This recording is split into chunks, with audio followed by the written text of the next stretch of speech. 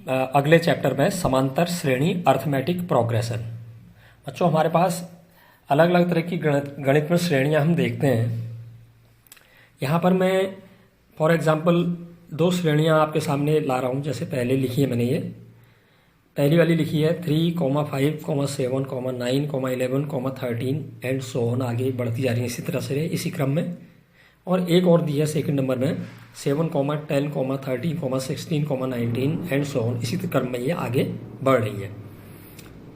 तो यहाँ पर जो पहला वाला अनुक्रम है उसको अगर हम ध्यान से देखें, हम यहाँ पर देख रहे हैं कि दूसरे पद में से पहला पद घटाएं, 5 में से 3 माइनस करें 2 आ रहा है। तीसरे में से दूसरा पद घटाएं, 7 में से 5 माइनस करें 2 आ रहा है। चौथे पद में से तीसरा घटाएं, 9 माइनस 7 2 आ रहा है। इस तरह से हम देख रहे हैं क्रमांगत पदों का अंतर बराबर आ रहा है यहाँ पर। इसी प्रकार दूसरी जो मैंने सीरीज बनाई है वहाँ भी हम देख रहे हैं दूसरे पद में से पहला पद, तीसरे में से दूसरा, चौथे में से तीसरा अगर घटाएं तो वहाँ भी जो है अंतर उनका बराबर आ रहा है 3 का। अतः संख्याओं का ऐसा अनुक्रम जिसमें प्रत्येक दो क्रमांगत या क्रमित पदों के बीच अंतर समान होता है उसे हम समांतर श्रेणी या अर्थमेटिक प्रोग्रेशन कहते हैं। और ये जो समान अंतर आ रहा है इनमें, इस समान अंतर को सार्वंतर या कॉमन डिफरेंस कहते हैं। अब बच्चों मैं इसको आगे बताता हूँ कि कैसे हम व्यापक रूप में समांतर श्रेणी को लिखते हैं। इसके लिए मैंने माना किसी समांतर श्रेणी का पहला पद ए है, प्रथम पद, और सार्वंतर को हमेशा हम डी मानते हैं। डिफरेंस डी से स्टार्ट होता है, कॉमन डिफरेंस है ये। तो बच्चों यहाँ पर पहला पद तो हो जाएगा हमारा, हमें दिया ही हुआ है ए। अब दूसरा पद कैसे निकालेंगे? जैसे आपने ऊपर देखा पहला पद 3 था, पहले वाली श्रेणी में हमने देखा सार्वंतर 2 आया था, 2 का अंतर आ रहा था, 3 में 2 जोड़ा तो अगला पद आ गया 5। तो यहाँ पर हमने सार्वंतर डी लिया है, पहला पद ए है तो दूसरा पद क्या होगा? ए प्लस डी। तीसरा पद अगर निकालेंगे तो दूसरे पद में डी और जोड़ देंगे। दूसरा पद हमारा ए प्लस डी था, उसमें और डी हमने ऐड कर दिया तो ए प्लस 2d आ गया। चौथा पद हम निकालेंगे तो हम a प्लस 2d जो आया है इसमें और एक बार d ऐड कर देंगे, सार्वंतर जो आया हमारा अंतर उनका, तो a प्लस 3d। इस तरह से हम आगे के पद आगे को ज्ञात कर सकते हैं। तो व्यापक रूप में समांतर श्रेणी इसी आधार पर हम ज्ञात करते हैं।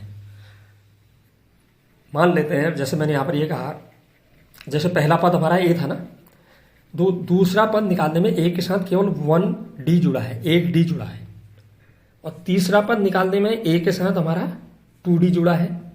तीसरा पद कह रहे हैं तो 2d जुड़े हैं। तीसरे पद 3 में से 1 माइनस कर दो, उतने d जोड़ लें। चौथे पद के लिए हम a के साथ 3d जोड़ लें, मतलब 4 में से 1 माइनस कर दो, उतने d ऐड कर दो a के साथ, a प्लस 3d आ जा रहा है। अगर हम इसके बाद का भी पद निकालेंगे तो वो आ जाएगा हमारा a के साथ कितने, पांचवा पद निकालेंगे तो a के साथ 5 माइनस 1d जोड़ेंगे, मतलब a प्लस 4d हो जाएगा। तो इसी तरह से बच्चों अगर हमें मान लेते हैं nवां पद निकालना है इस श्रेणी का, तो हम a के साथ n से 1 कम माने n माइनस 1d जोड़ेंगे इसमें, तो हमारा nवां पद क्या आ जाएगा? a plus n minus 1 into D. यही हमारे nवें पद का व्यापक रूप से सूत्र होता है समांतर श्रेणी के लिए। nवें पद को हम हमेशा a n से दर्शाते हैं। जैसे पहला पद लिखना है हमने, हम a कहते हैं खाली, जनरली हम उसको a के नीचे 1 लिख के लिखते हैं, a1। दूसरे पद के लिए a2, तीसरे पद के लिए a के नीचे 3 a3, चौथे पद के लिए a के नीचे 4 a4, ऐसी nवें पद के लिए an। इस तरह से हम इसको डिनोट करते हैं। तो हमारा an जो आ गया वो हमारा आ गया सूत्र के रूप में, व्यापक रूप में ये आ गया a plus n minus 1 into D. अगर मान लेते हैं किसी समांतर श्रेणी में कुल n पद ही हैं, अंतिम पद n ही है अगर, तो जो nवां पद होगा वो अंतिम पद भी कहलाएगा। an को हम l भी कह सकते हैं, लास्ट टर्म। तो an को हम l भी डिनोट कर सकते हैं। तो an बराबर l, ये बराबर हो गया a plus n minus 1 into D.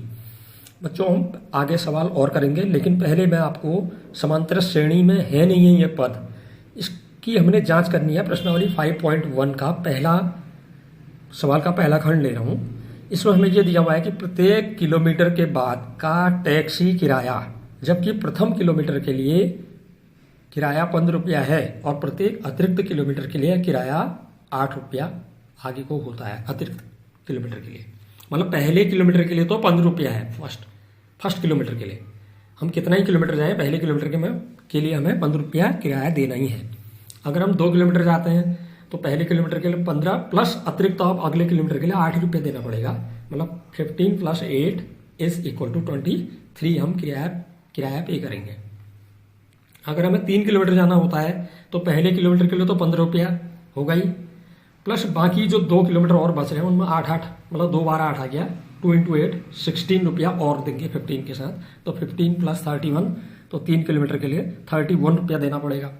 ठीक है ना। तो अब ये हमारे इस तरह का सवाल है, हमें ये बताना है क्या ये जो सीरीज बनेगी किराए की इस तरह से, क्या वो एपी में है तो क्यों। हम ये जानते हैं एपी में तब होता है जब हम दूसरे पद में से पहला पद घटाएं, तीसरे में से दूसरा घटाएं, चौथे में से तीसरा घटाएं, तो वो अंतर हमेशा समान आना चाहिए। मतलब सार्वंतर अगर समान आ जाता है, 2 क्रमांकित पदों का अंतर समान आता है तो हम कहते हैं समांतर श्रेणी में है। तो बच्चों चलिए इस सवाल का हल लेते हैं। प्रथम किलोमीटर का टैक्सी का किराया हमें 15 रुपया दिया है। पहले वाले किलोमीटर के लिए तो हमें 15 रुपया देना ही है। अगले किलोमीटर के लिए फिर हमारा 8 रुपया बढ़ता जाएगा। तो प्रथम किलोमीटर का किराया टैक्सी किराया 15 रुपया, अगले प्रत्येक किलोमीटर का किराया बराबर 8 रुपया। अब मान लेते हैं कोई आदमी 1 किलोमीटर दूरी तय करता है तो 1 किलोमीटर का किराया 15 रुपया देना पड़ा। अगर कोई व्यक्ति 2 किलोमीटर दूरी तय करता है तो पहले किलोमीटर के लिए 15 प्लस अगले किलोमीटर के लिए 8 रुपया, अतिरिक्त किलोमीटर के लिए 8 रुपया है। तो 15 + 8 23 रुपया, 23 रुपया उसको देने पड़ेंगे 2 किलोमीटर के। अगर कोई व्यक्ति 3 किलोमीटर दूरी तय करता है तो पहले किलोमीटर के लिए 15 प्लस अगले किलोमीटर के लिए 8, फिर अगले किलोमीटर के लिए 8, मतलब 15 + 2 × 8, 8 2 बार आ गया। तो 15 + 16 = 31 रुपया उसको 3 किलोमीटर के लिए देना पड़ेगा। अगर कोई व्यक्ति 4 किलोमीटर दूरी तय करता है तो पहले किलोमीटर के लिए 15 प्लस बाकी 3 किलोमीटर के लिए 8 रुपया वो देगा, अर्थात 15 + 3 × 8 मतलब 15 + 24, उसे 39 रुपया किराया पे करना पड़ेगा। ऐसे ही हम आगे के लिए भी निकाल सकते हैं दूरी के लिए 5 किलोमीटर 6 किलोमीटर, तो बहुत ज़्यादा निकालने की जरूरत नहीं है, हमने 4 किलोमीटर तक का देख लिया है। तो यहाँ हमारा जो पहला पद आ रहा है पहले किलोमीटर के लिए किराया वह है A1 = 15, दूसरा पद A2 आ रहा है 23, तीसरा पद A3 आ रहा है 31, चौथा पद 4 किलोमीटर के लिए जो किराया A4 वो आया 39। तो हम दूसरे पद में से पहला पद घटाते हैं तो A2 - A1 23 - 15 8 आ रहा है। तीसरे में से दूसरा पद घटाएं A3 - A2 31 - 23 8 आ रहा है। इसी प्रकार तीसरे और चौथे का अंतर निकालें, A4 में से A3 माइनस करें 39 - 31 ये भी 8 आ रहा है। तो हम यहाँ पर देख रहे हैं 2 क्रमांगत पदों का अंतर समान आ रहा है और 8 आ रहा है। अतः यहाँ पर सार्वंतर या कॉमन डिफरेंस समान है। अतः इस स्थिति में जो सूची बन रही है किराए के लिए हमारी संख्याओं की वह एपी में होगी, अर्थात समांतर श्रेणी में होगी। बच्चों अब एक अलग तरह का सवाल इसमें और ले रहा हूँ मैं, अलग तरह का नहीं, उसी में है, थोड़ा सा आयतन से रिलेटेड है और शेष हवा का आयतन कितना है वो उस पर डिपेंड है। तो मैं उसको बता रहा हूँ, ये वाले क्वेश्चन को भी, सेकंड पार्ट है इसका। किसी बेलन में उपस्थित हवा की मात्रा जबकि वायु निकालने वाला पंप प्रत्येक बार बेलन की शेष हवा का 1/4 भाग बाहर निकाल देता है। एक बार बेलन में जब पंप से हवा निकाली जाती है तो एक बार में वो पूरे आयतन का 1/4 भाग बाहर निकाल देता है। जितना आयतन हवा का है बेलन के अंदर उसका 1/4 वो एक बार में बाहर निकालता है। दूसरी बार में जितनी शेष हवा बची होगी उसका 1/4 निकालेगा। तीसरी बार में जितनी शेष हवा बची होगी बेलन के अंदर उसका 1/4 निकालेगा। तो हमें यहाँ पर ये बताना है, तो यहाँ पर कि जो आयतन बेलन का आयतन शुरू में था फिर कम होता गया, वो क्या जो सीरीज बन रही है वो एपी में है और है तो क्यों। तो बच्चों चलो पहले हम मान लेते हैं शुरू में बेलन में कितनी हवा थी उसका आयतन मालूम नहीं है, उस बेलन के आयतन को हम V मान ले रहे हैं क्योंकि आयतन को हम वॉल्यूम कहते हैं इसलिए V से डिनोट कर दे रहे हैं। प्रारंभ में हवा का आयतन जो था बेलन में V था। तो पहली बार जब पंप चलाया गया उसके द्वारा निकली हवा का आयतन कितना, V का 1/4 V हवा निकल गई। तो कितनी शेष बच गई अब बेलन के अंदर, V में से 1/4 V को माइनस कर दो तो यह आ जाएगा 3/4 V। इतना आयतन हवा का शेष अब बेलन के अंदर बच गया। अब हम दूसरी बार फिर पंप चलाएंगे तो इस 3/4 V जो बची हुई बेलन के अंदर हवा है उसका 1/4 फिर निकल जाएगा। तो दूसरी बार निकली हवा का आयतन 3/4 V का 1/4 माने 3/4V into 1/4 is equal to 3 1 जा 3/4 इंटू 4 4 4 जा 16V।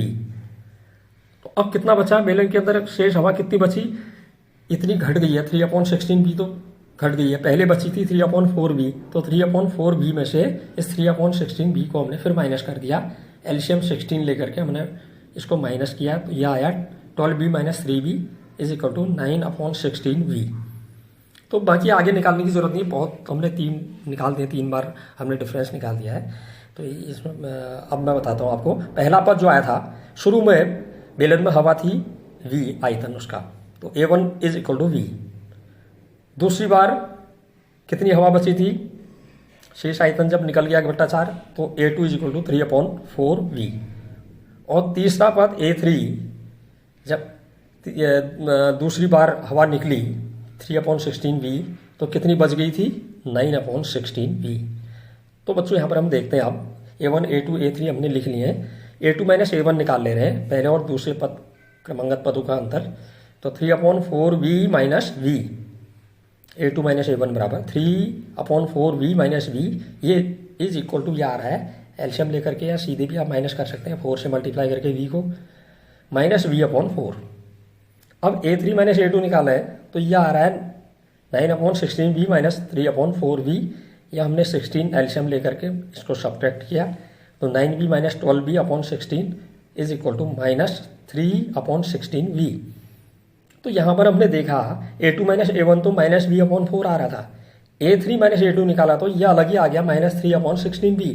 यहाँ पर क्रमांगत पदों का अंतर समान नहीं है, अर्थात सार्वंतर या कॉमन डिफरेंस बराबर नहीं है, अतः यह पद एपी में नहीं है। तो मान लेते हैं हमें किसी एपी में पहला पद और सार्वंतर दिया हुआ है, तो आगे के पद कैसे निकालेंगे हम, वही पहला पद ए, दूसरा A+D, तीसरा A+2D, चौथा A+3D, पांचवा A+6D, इस तरह से हम कोई भी पद उस अनुक्रम का निकाल सकते हैं।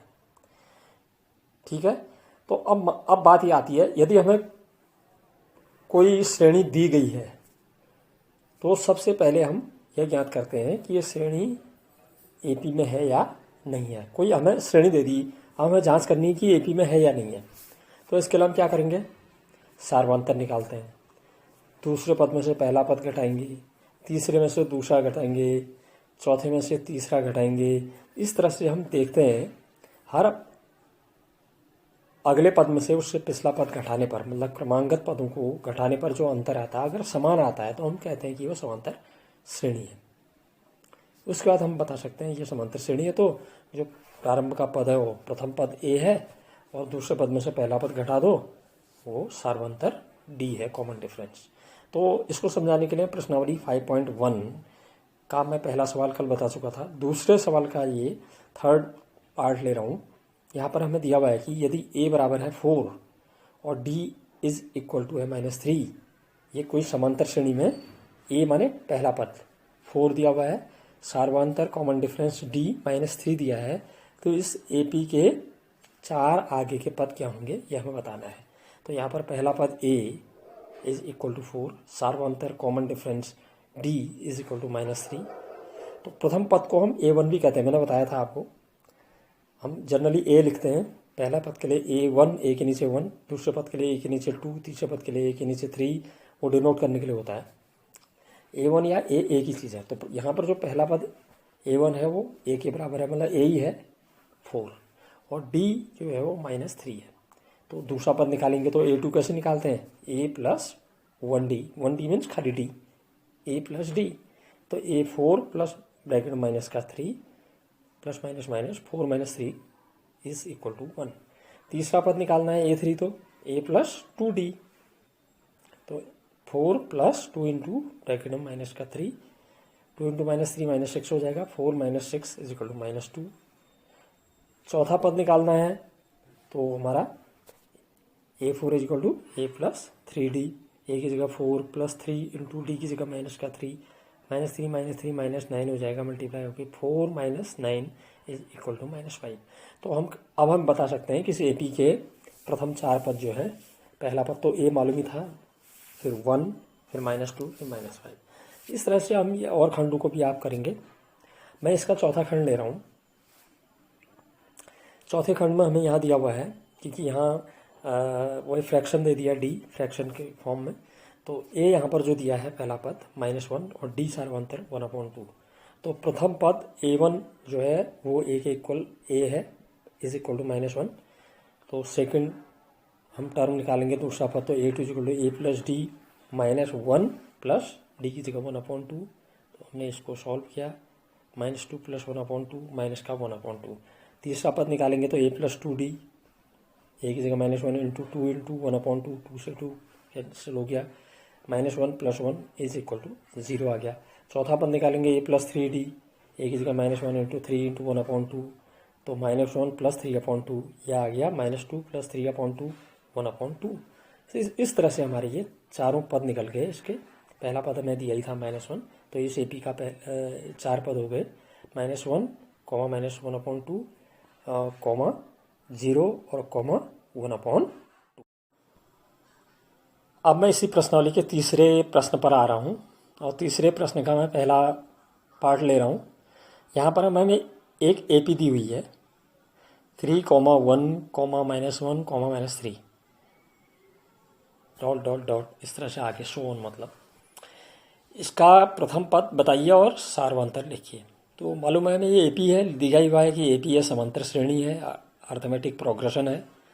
तो जो AP हमें दी हुई है वो है -3, -1, -1, -3। तो यहाँ प्रथम पद जो है, पहला पद A1 जिसे कहते हैं, AB कहते हैं हम, A1 इज इक्वल टू 3 है। और दूसरा पद A2 देखें तो वो आ रहा है, वो दिया हुआ है इज इक्वल टू +1। और तीसरा पद A3 जो दिया है वो -1। चौथा पद A4 जो दिया है -3। तो पहला पद तो A हो गया, जिसको हम A1 भी लिख रहे हैं, 3। अब हम निकालते हैं सार्वंतर। सार्वंतर A2 में से A1 घटा दो, क्रमांगत पदों को घटाना है हमने, बाद वाले में से पहला वाला। A2 में से A1 घटा दो, या A3 में से A2 घटा दो, या A4 में से A3, ये सब इक्वल आएंगे। मैंने यहाँ पर तीनों को दिखा रखा है, आएगा एक ही मान आएगा सब में। तो A2 - A1 केवल इतना भी दिखा सकते थे हम, क्योंकि AP हमें दी हुई है। A2 - A1 is equal to 1 - 3 is equal to -2। ये हमारा सार्वंतर आ गया, कॉमन डिफरेंस। तो हमें सार्वंतर आ गया ये, और पहला पद A जो है वो मालूम ही है, देख के पता चल रहा है कि 3 है पहला वाला पद। अब चौथे प्रश्न में आते हैं। निम्नलिखित में से कौन कौन AP हैं? यदि कोई AP है तो इसका सार्वंतर और इसके 3 और पद याद कीजिए। तो इसमें सेकंड वाला पार्ट में ले रहा हूँ समझाने के लिए। सेकंड पार्ट में हमें जो अनुक्रम दिया है या श्रेणी दी है, अभी ये मालूम नहीं है कि AP है, अभी का हमें केवल एक श्रेणी दी हुई है, उसमें 2, 5/2, 3, 7/2। पहले तो हमने ये यहाँ पर ये देखना है, क्या यह श्रेणी समांतर श्रेणी है, क्या ये AP में है। तो पहला पद, दूसरा पद, तीसरा, चौथा पद तो हमें मालूम ही है। पहला पद A1 2 है, दूसरा पद A2 5/2 है, तीसरा पद A3 वो 3 है, चौथा पद A4 वो 7/2 है। तो अगर सार्वंतर बराबर आएगा तो ये AP में होगी सीरीज। अगर सार्वंतर बराबर नहीं आ रहा है, कॉमन डिफरेंस इक्वल नहीं आ रहा है, तो ये AP में नहीं होगी, अर्थात समांतर श्रेणी नहीं होगी। तो सार्वंतर कैसे निकालते हैं? सेकंड पद में से पहला पद घटाओ, या थर्ड में से सेकंड वाला घटाओ, या फोर्थ में से थर्ड घटाओ, या फिफ्थ में से फोर्थ घटाओ, दो क्रमांकित पदों का अंतर। तो यहाँ पर हम पहले A2 - A1 निकाल लेते हैं। तो वो आ रहा है 5/2 - 2, ये हमने सब्ट्रैक्ट किया तो 1/2 के इक्वल आ गया। अब हम A3 - A2 निकाल लें तो 3 - 5/2, ये भी हमने सब्ट्रैक्ट किया, ये भी हमारा क्या आ रहा है 1/2। फिर हम A4 - A3 निकाल लें, 7/2 - 3, ये भी आ रहा है 1/2। तो यहाँ पर क्रमांकत पदों में जो अंतर आ रहा है वो समान आ रहा है, अतः ये श्रेणी AP है या समांतर श्रेणी है। तो अब हमें बताना था दो चीज़ें, कि यहाँ पर सार्वंतर क्या है और आगे के इसके 3 पद क्या है। तो सार्वंतर तो आगे निकाल लिया हमने हर जगह, A2 minus A1 A3 minus A2 A4 minus A3 1/2 है। सार्वंतर D बराबर 1/2। अब हमें यहाँ पर कितने पद दिए थे, पहला 2 दिया था, फिर 5/2, फिर 3, फिर 7/2, 4 पद दिए थे। तो हमने आगे के 3 पद और निकालने, मतलब 5वां, 6वां और 7वां। तो यहाँ पर 5वां पद क्या हो जाएगा, A5। 5वां पद A5 क्या होगा, वो होता है A5 जब निकालते हैं तो A प्लस 5 से 1 कम, 5वां पद निकालना है तो 5 से 1 कम D, ठीक है। तो A प्लस 4D, तो 2 प्लस 4 इंटू 1/2, 2 से 4 कट गया, 2 बार, 2 में 2 ऐड हुआ, 4 आ गया। छठा पद A प्लस 5D, 6 में से 1 कम 5D, A तो आएगा ही, A प्लस छठा निकालना है तो 6 माइनस 1D, तो 5D, A प्लस 5D, तो 2 प्लस 5 इंटू 1/2, तो यह आ गया ऐड करके 4 प्लस 5/2 9/2। 7वां पद A7, वो हो जाएगा A plus 6D, 2 plus 6 into value रख दो D की 1/2, 2 से 6 कट गया 3 बार, 2 प्लस 3 इज इक्वल टू 5। ठीक है बच्चों, इसी चौथे प्रश्न इसी प्रश्न का पांचवा खंड ले रहा हूँ। पांचवा इसलिए ले रहा हूँ कि इसमें अंडर रूट आया हुआ है। इसमें यहाँ पर दिया, देखिए पहले हमने बताना है कि ये श्रेणी AP है, समांतर श्रेणी है या नहीं है। ये श्रेणी जो हमें दी है 3, 3 प्लस √2, 3 प्लस 2 √2, 3 प्लस 3 √2, ये हमें दी हुई है एंड सो ऑन।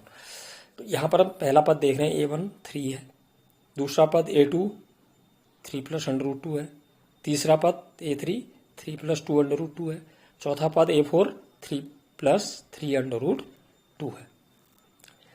वही है, अगर ये पहले की तरह अगर समांतर श्रेणी में है तो दूसरे पद में से पहला पद घटा देंगे, तीसरे में से दूसरा घटाएंगे, चौथे में से तीसरा घटाएंगे, तो सार्वंतर बराबर अगर आ जाता है, मतलब क्रमांकन पदों का अंतर बराबर आता है, तो ये AP होगी। तो A2 माइनस A1 किया हमने, A2 3 प्लस √2 है, माइनस पहला पद 3 था, 3 से 3 कैंसिल आउट हो गया, इज इक्वल टू √2।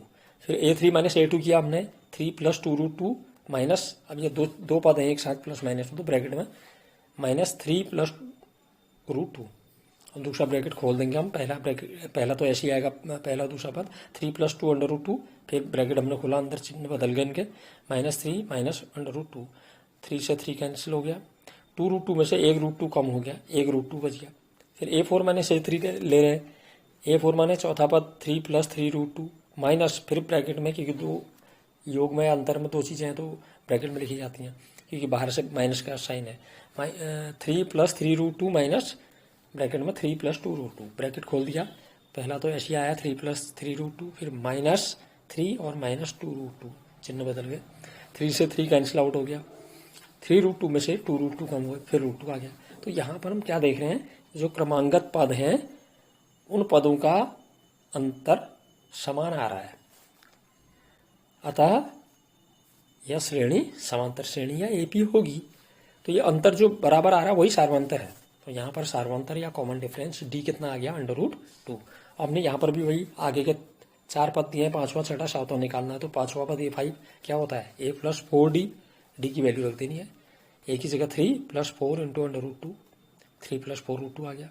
छठा पद A6 A प्लस 5D होगा, तो is equal to 3 plus 5 into √2, 3 plus 5 √2। सातवां पद A7 A प्लस 6D, तो 3 प्लस 6 इंटू √2, 3 प्लस 6 √2। तो इस तरह से ये 3 आगे वाले पद भी हमने निकाल दिए। ठीक है, तो अब हमने अभी यहाँ तक हमने ये देखा कि जो हम निकाल लेते 5वां पद, छठा, 7वां या जो भी आपने निकाला, तो A प्लस 5वां निकाल लेते तो कितने D होंगे, 5वां निकालने तो 5 से 1 कम उतने D। तो वो मैं पहले भी बता चुका हूँ आपको कि किसी AP का nवां पद निकालने का जो व्यापक सूत्र है वो AN is equal to A plus N minus 1 into D। यहाँ पर A क्या होता है, समांतर श्रेणी का प्रथम पद, पहला पद। N क्या चीज़ होता है, समांतर श्रेणी के पदों की संख्या, और D क्या चीज़ है, सार्वंतर। तो अब हमने जो अगली प्रश्नावली है 5.2, उसमें हमने यही बताना है, एक हमें पहले सारणी दी हुई है, इस सारणी में बहुत से पार्ट हैं, मैं सेकंड वाला पार्ट बता रहा हूँ। ऊपर लिखा किसकी वैल्यू क्या है, ए की वैल्यू कितनी है, एन कितना है, डी कितना है, ए एन कितना है, ऊपर लिखा हुआ है, उनकी सीध माप देखेंगे। तो मैं सेकंड वाला ले रहा हूँ सारणी में। जैसे ए के नीचे लिखा है -18, मतलब पहला पद ए जो है -18 है। सार्वंतर डी के नीचे कुछ नहीं लिखा है, ब्लैंक डॉट डॉट डॉट लिखा है, मतलब डी हमें निकालना है सार्वंतर। और पदों के नीचे एन के नीचे 10 लिखा हुआ है, और ए एन एनवा पद जो है उसके नीचे 0 लिखा है। ये चीज़ें हमें दी हैं। तो यहाँ पर क्या ज्ञात करना है हमने, डी। तो फार्मूला यही जो मैंने बताया आपको, A N is equal to A plus N minus 1 into D, इसको लिख लेंगे पहले। फिर इस फार्मूले में हम जो मान हमें दिए हुए हैं उनकी वैल्यू पुट कर देंगे, वो रख देंगे, प्रतिस्थापित कर देंगे उनके मान, जो जिसकी वैल्यू निकालनी है उसको ऐसे ही लिख देंगे। तो हमने ए एन की जगह लेफ्ट साइड में 0 लिख दिया, इज इक्वल टू ए की जगह -18 लिख दिया, प्लस एन ब्रैकेट में एन की जगह 10 -1 इंटू डी निकालना है, डी की जगह डी। तो 0 is equal to -18 plus bracket में 10 -1 इंटू डी। 10 -1 मानिए 9 हो गया, 9D। तो यह आ गया हमारा -18 plus 9D is equal to 0, क्योंकि मैंने राइट साइड को लेफ्ट में, लेफ्ट को राइट में लिख दिया है। तो -18 plus 9D is equal to 0, या 9D इज इक्वल टू पक्षांतर कर दिया 18 का, 9D इज इक्वल टू 18, इसलिए D बराबर आ गया हमारा 18/9। 9 से 18 कैंसिल हो गया, तो D इज इक्वल टू आ गया 2। इसका मतलब इस समांतर श्रेणी में जो हमने D निकालना था सार्वंतर, उसकी वैल्यू कितनी होगी, 2। तो ये बच्चों ये सवाल अब इसी फार्मूले से, इस पूरी प्रश्नावली में 5.2 में यही फार्मूला यूज होना है। कहीं पर डी निकालना है, कहीं पर पहला पद निकालना है, और कहीं पर जो हमें एन पदों की संख्या निकालनी है। बाकी चीज़ें हमें दी हैं, इस फार्मूले में वो चीज़ें रख देनी है, जो चीज़ निकालनी है उसको ऐसे लिख देना है, और बाकी गणितीय संक्रिया करके, पक्षांतर करके हम अज्ञात राशि को निकाल लेंगे। Thank you.